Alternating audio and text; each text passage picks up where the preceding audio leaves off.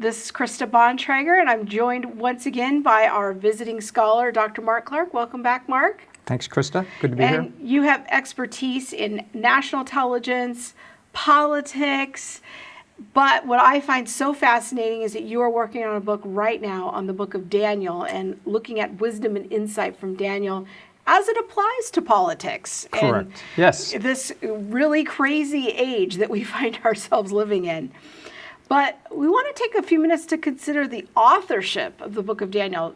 Not completely a straightforward question. There's many people that say, well, Daniel isn't actually written by Daniel. So let's talk a bit about that. Let's take the kind of the traditional position that you take. What is the background of the book, and when do you think it was written? Sure.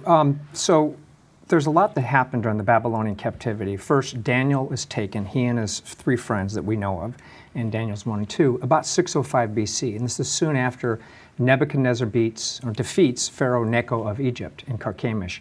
And that power shift occurred, and now there's a vacuum. And Babylonian troops come through and they take people. That's when it first occurred.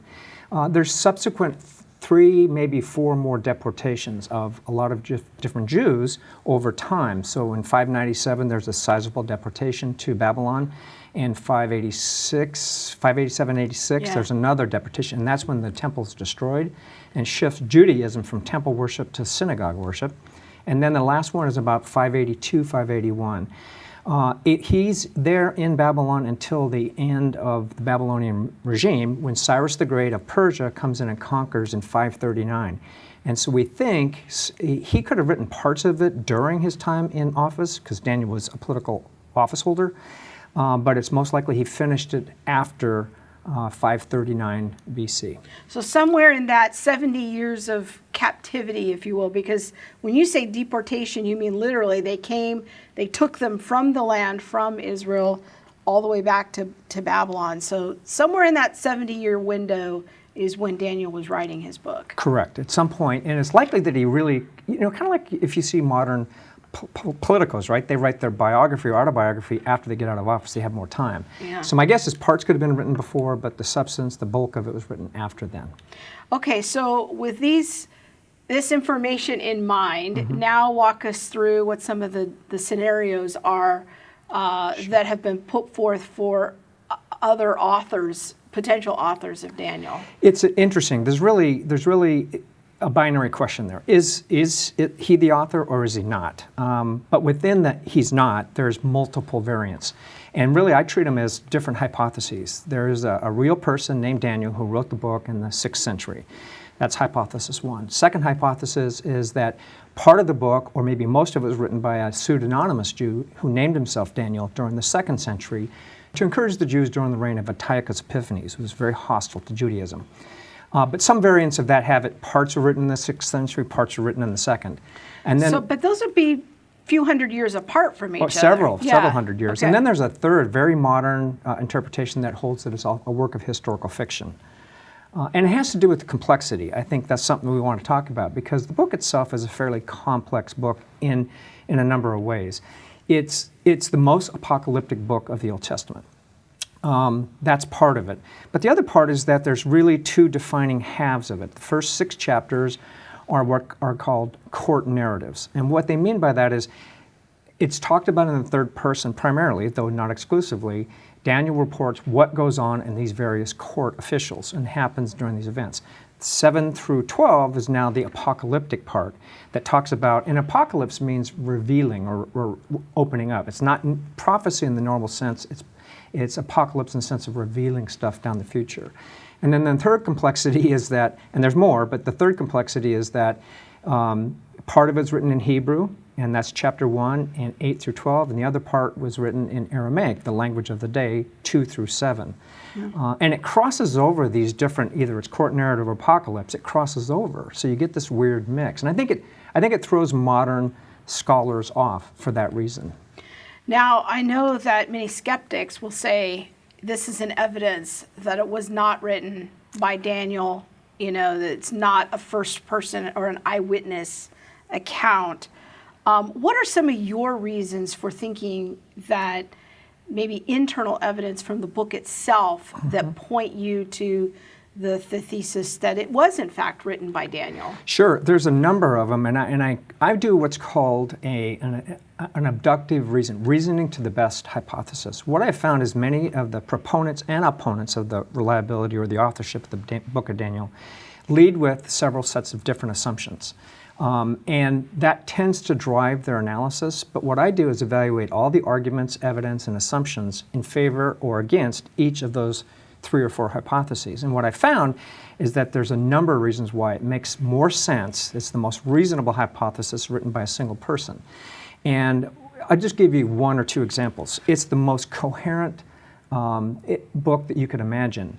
Winston Churchill talked, how do you remain consistent? How does a person remain consistent among changing circumstances? They do so by changing with the circumstances but remaining constant on their purpose.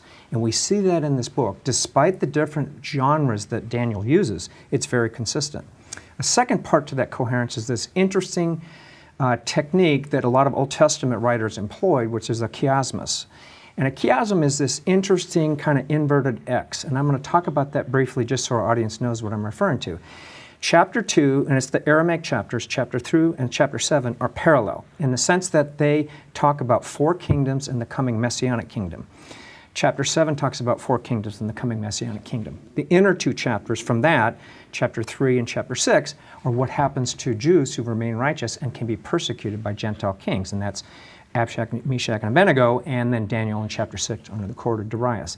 And then the most central part of this, which is core, is chapter 4 and 5, and it's what happens to Gentile rulers who lose their humility and are disciplined by God or removed from office.